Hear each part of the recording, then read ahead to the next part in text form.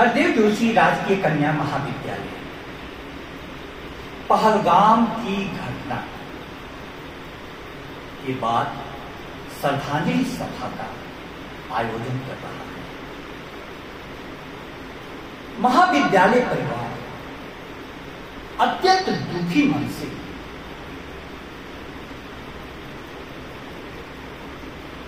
मारे गए 26 नागरिकों के प्रति अपनी संवेदना व्यक्त करता है और परमात्मा से प्रार्थना करता है कि दिवंगत आत्मा को मुक्ति मिले और साथ ही इस असह्य दुख को सहने की शक्ति परिजनों को मिले। यह राष्ट्र के लिए बहुत बड़ी संकट की घड़ी है। पूरा राष्ट्र आंसुओं में डूबा हुआ है और दूसरी तरफ क्रोध के दावानल में सुलग रहा है। ऐसे समय में शिक्षा संस्थानों का यह कर्तव्य बनता है कि चेतना को इस प्रकार से प्रशिक्षित करें ताकि उसको सृजनात्मक बनाया जा सके। हमें यह जानना होगा कि इस समय में जिस प्रकार की नृशंस घटना को अंजाम दिया गया है उनका मकसद क्या था। आतंकी इस उद्देश्य से आए हैं कि उन्होंने धर्म पूछकर और नाम पूछकर लोगों को गोली मारी। किसी की शादी के 3 दिन हुए, किसी की शादी के 2 महीने हुए हैं। नवविवाहिता के सामने उसके पति को गोली मार दी गई। छोटे बच्चे के सामने में उसके पिता को गोली मार दी गई।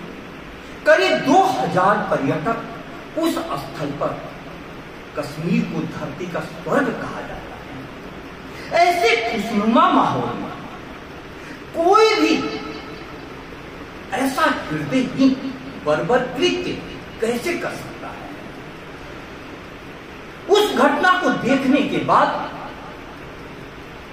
किसी भी संवेदनशील व्यक्ति की रातों की नींद उड़ गई। आखिर हुआ क्या मानवता के साथ? एक तरफ धर्म पूछकर लोगों को मारा गया, दूसरी तरफ वहां पर ऐसे भी व्यक्ति मिले जिन्होंने धर्म की न परवाह करते हुए अपनी जान की बाजी लगा दी पर्यटकों की रक्षा के लिए। अब यह बात हमें सोचने पर मजबूर करता है कि धर्म क्या है। धर्म क्या है? हिंदू और मुसलमान, सिख और ईसाई के पंथ हैं, तो धर्म क्या है? धर्म वह है जो इंसान को इंसान बनाए, वह धर्म है। आतंकी इस्लाम धर्म से संबंधित थे। इस्लाम का अर्थ होता है शांति। जिस धर्म का अर्थ शांति होता है, उस धर्म के नाम पर ऐसी नृशंस हत्या। दूसरी तरफ सैयद आदिल हुसैन, उसने गोली खाई पर्यटकों की रक्षा के लिए, वह भी इस्लाम का था, लेकिन हिंदू की रक्षा के लिए उसने आतंकियों का सामना किया, शहीद हो गया। अब हमारे सामने में विचार का बिंदु यह है कि आसमानों से उम्मीद है पयाम आएंगे, देवता लेके कोई ताजा निजाम आएंगे। अब रसूल आएंगे दुनिया में, न राम आएंगे। सिर्फ इंसान ही इंसानों के काम आएंगे, सिर्फ इंसान ही इंसानों के काम। इस हकीकत को समझना होगा और सत्य की बात पहुंचानी होगी।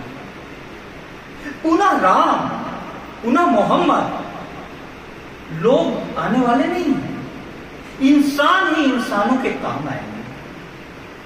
जिस इंसान ने जान बचाई, जिनकी जान बचाई, उनके लिए वह इंसान नहीं भगवान हो गया, भगवान हो गया।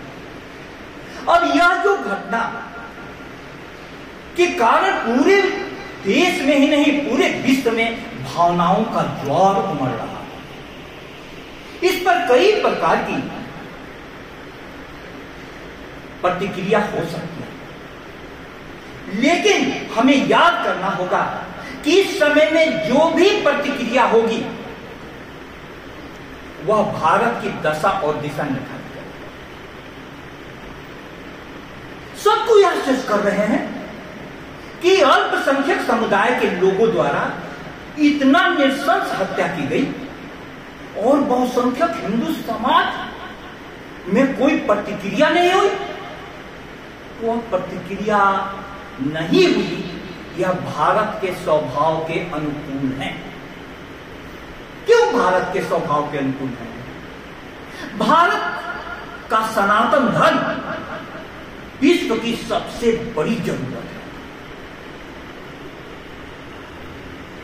रामधारी सिंह दिनकर जी के शब्दों में कहूं तो भारत नहीं स्थान का वाचक, गुण विशेष नर का है। एक देश का नहीं, सीलिया भूमंडल भर का है। जहां कहीं एकता अखंडित, जहां प्रेम का स्वर है, देश देश में वहां खड़ा भारत जीवित भास्वर है। भारत एक चमकता हुआ सूर्य है।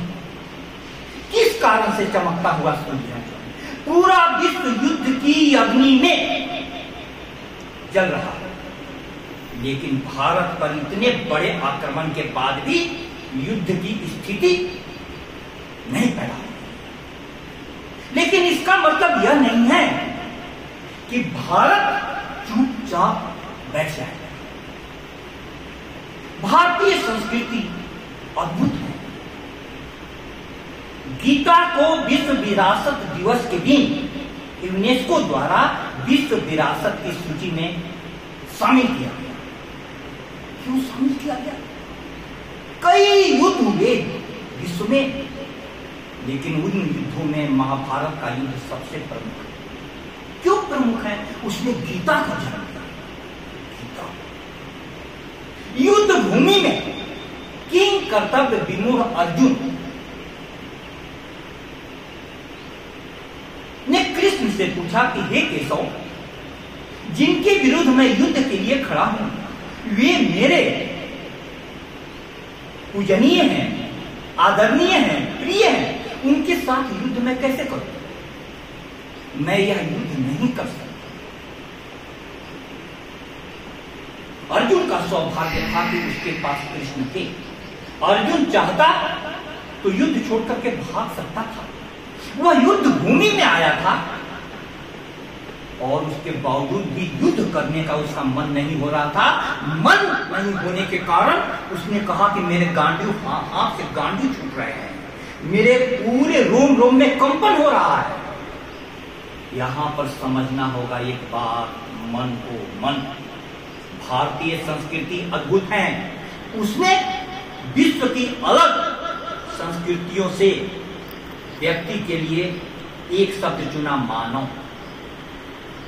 अरबी भाषा में शब्द आदम है, आदम का अर्थ मिट्टी। अंग्रेजी में शब्द ह्यूमन है, ह्यूमन ह्यूमन से बना है, वो भी मिट्टी। लेकिन भारतीय संस्कृति में मानव नाम दिया, मानव, मन प्रमुख है। अब इस मन के कारण अर्जुन के हाथ पैर कपने लगे और वो रथ में बैठ गए।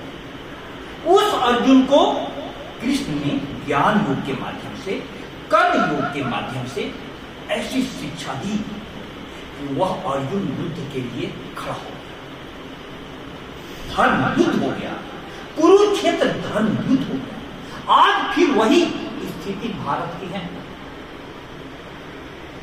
भारत एक कुरुक्षेत्र में खड़ा है, लेकिन सौभाग्य होगा यदि हम कृष्ण के दिशा निर्देश में चलें। थोड़ा सोचो विद्यार्थियों, यदि सब जगह इसकी प्रतिक्रिया होने लगी।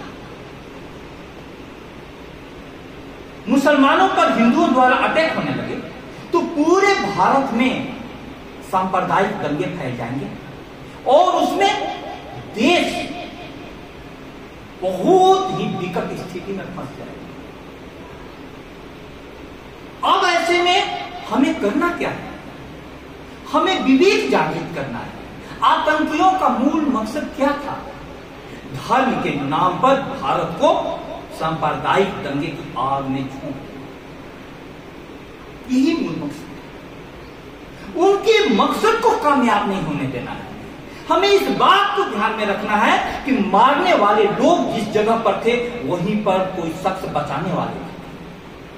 कई लोगों ने अपने पीठ पर लाद करके यात्रियों को 7 किलोमीटर 8 किलोमीटर दौड़ाया, बचाया। अब इसके बाद पड़ोसी देश पाकिस्तान के द्वारा भेजे गए आतंकियों ने जो कृत्य किया है, इसके कारण उन्होंने अपने धर्म को कलंकित किया। धर्म को कलंकित। आपके एक काम से आप जिस धर्म से संबंधित हैं उस धर्म की कीर्ति भी बढ़ती है, वो धर्म कलंकित भी होता है। कहीं भी किसी को भी, निर्दोष को भी आप मार देते हैं, इससे धर्म का कैसा रूप सामने आएगा। आतंकियों ने उस धर्म के प्रति घृणा का माहौल पैदा कर दिया। सभी कोई प्रश्न पूछ रहे हैं, कैसा धर्म है? दूसरी तरफ हिंदू सनातन धर्म, इतनी सहनशीलता हम लोगों में कहां से आई? सदियों से कई प्रकार के आक्रमण हुए। उन आक्रमणों के बीच भी भारत में सामंजस्य और सहिष्णुता बरकरार रही। क्यों बरकरार रही? क्योंकि भारत मानता है कि सब में तेरा रूप समाया। कौन है अपना, कौन पराया? हे परमात्मा, सब में तू ही समाया। चेतना तो सभी में है, आप में भी चेतना है, चेतना हम में भी है।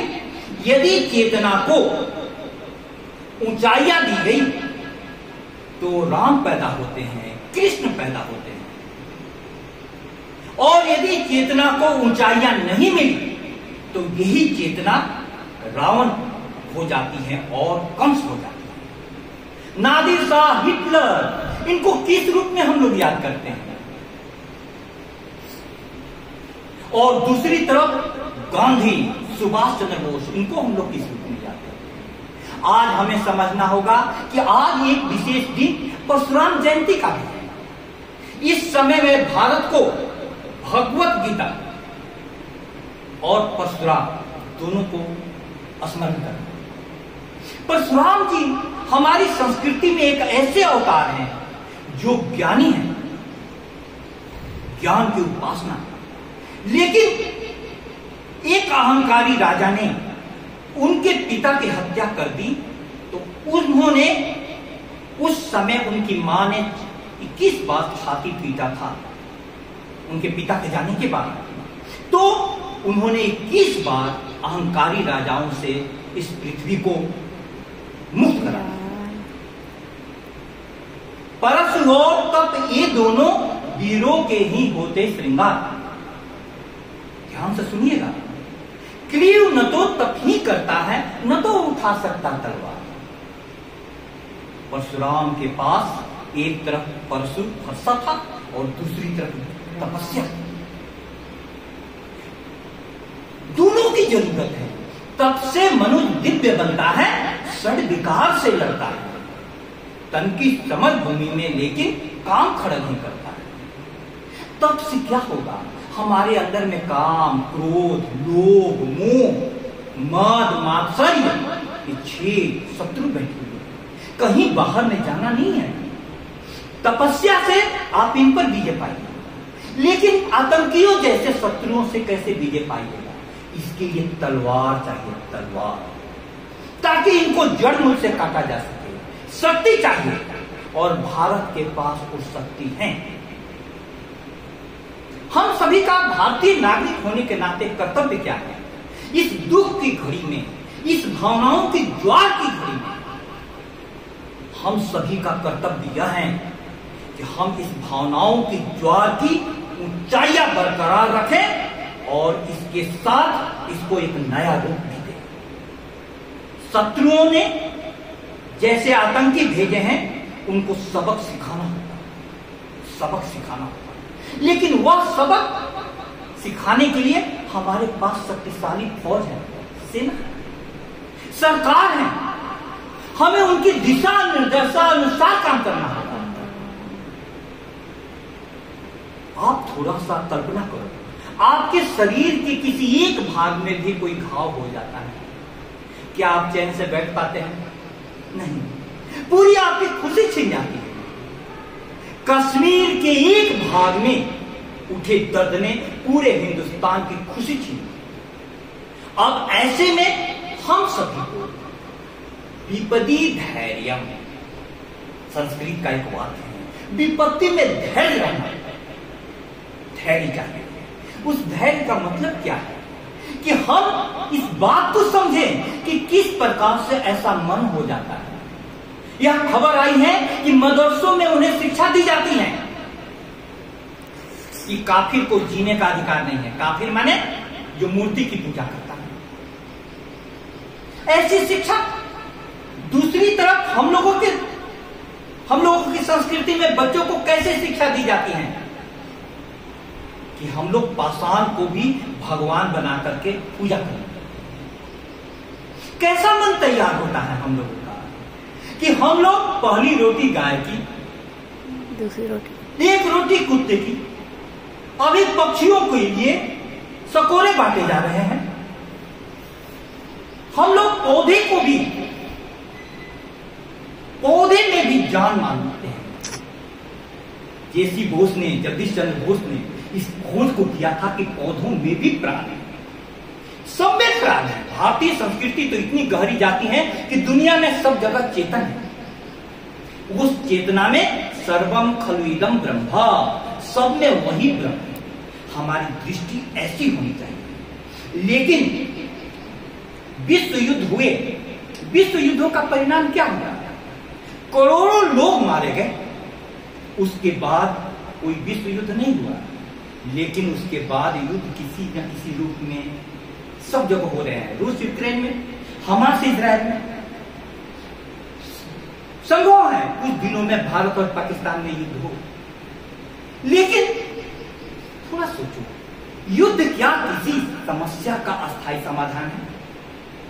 आतंकियों को तो घर में घुस करके हम मार देंगे, लेकिन इससे भी ज्यादा जरूरी है कि वह वातावरण कैसे बनाएंगे, वह शिक्षा कैसे देंगे जहां पर कोई भी मन आतंकी नहीं हो पाए।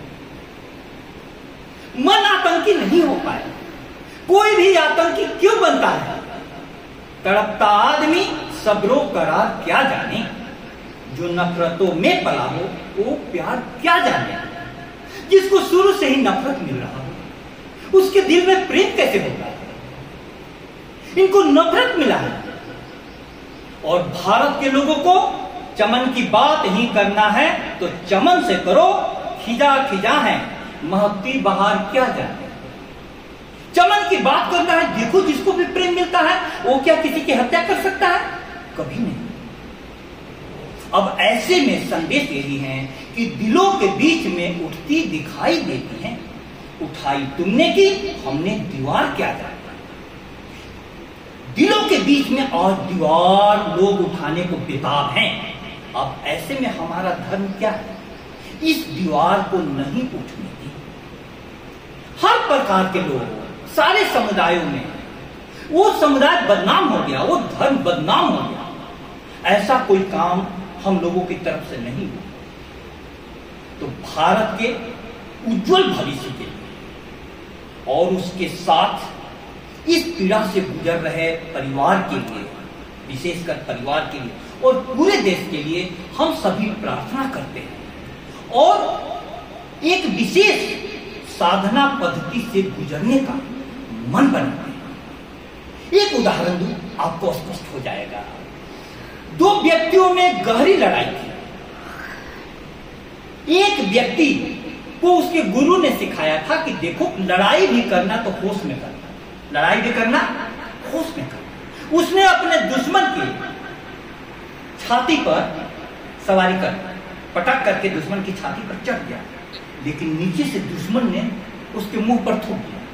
ज्यों ही मुंह पर थूका, उस व्यक्ति के मुंह पर थूकने के बाद उसने थूक पोछा और उसको छोड़ दिया। वह व्यक्ति जो नीचे लेटा हुआ था, उसने कहा कि क्या हुआ, तुमने मारना क्यों छोड़ दिया, ताने हुए चाकू को क्यों वापस कर लिया? बोला कि मैं तुम्हें फिर से मार दूंगा, लेकिन अभी मुझे ज्यों ही तुमने थूका क्रोध आ गया, और क्रोध में मारने के लिए मेरे गुरु ने मना किया। देखो कितनी बड़ी शिक्षा है, कितनी बड़ी शिक्षा है कि हम कोई भी काम क्रोध के आवेश में नहीं करें। महाभारत के युद्ध में कृष्ण भगवान सदा शांतिपूर्ण ढंग से युद्ध करते रहे। इसी प्रकार से परशुराम जी को जब हम याद करेंगे तो हमें यह शिक्षा मिलती है कि भारत को आज इस रास्ते पर चलना होगा। आपको शस्त्र बल भी चाहिए, शास्त्र बल भी चाहिए। शास्त्र बल इसलिए कि किस पर हथियार उठाना है, कहां उठाना है और कब उठाना है, और शस्त्र बल किस लिए कि ये सब आतंकी खरपतवार हैं, इनको जड़ मूल से काटा जा सके। परमात्मा से प्रार्थना है कि वह शस्त्र बल और शास्त्र बल हम सभी में आए। बहुत बहुत धन्यवाद।